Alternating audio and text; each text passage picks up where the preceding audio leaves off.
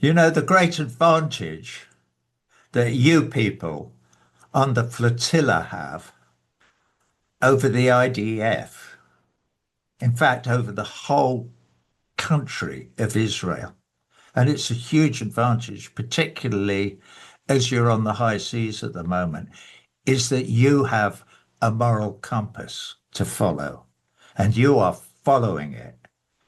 And it is leading you in the right direction to do something good, which you are doing. So, so, so that's what I would say, and that you're an example to the rest of us by following that moral compass across the Mediterranean Sea until you hit the shore of Gaza and unload all the necessary foods and equipment and medical stuff and medicines and everything that our brothers and sisters in Gaza need. So I'm following the same moral compass that you are following. And you have billions of people over the world who think what you're doing is truly great. And we're all following that moral compass with you. So thank you for the lead. It's very unlikely that any of the boats will manage to deliver any baby milk or food or anything to Gaza because the Israelis will probably intercept them all, probably in international waters. They may or may not kill some of them. They'll probably arrest everybody. I'm stunned every day that we haven't put a stop to this genocide from outside, that our governments haven't done it. And that's one of the things that's fascinating about this whole scenario that has developed in the last 77 years, since May the 15th, 1948, is that it's taken this long for people to even think about putting a stop to it. And obviously the reasons for that are very complicated, and I've spoken about it all at great length.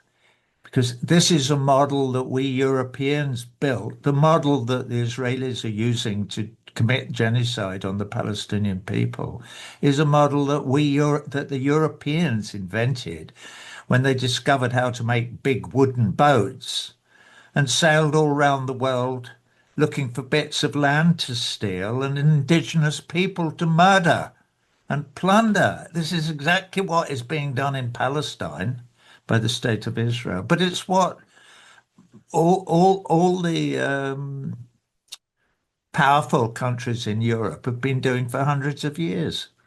What is new is that it may be that this is new, and maybe this flotilla is important because it shows that the ordinary people of the world, and this is where it's important that the global south is beginning to develop a voice, that we, the people who've always been the victims of colonialism and imperialism, are beginning to speak with our hearts and minds. And the voice of reason is beginning to get a bit louder. So more of us are beginning to say, we care about our brothers and sisters. And in this specific instance, obviously, the plight of our brothers and sisters in Palestine.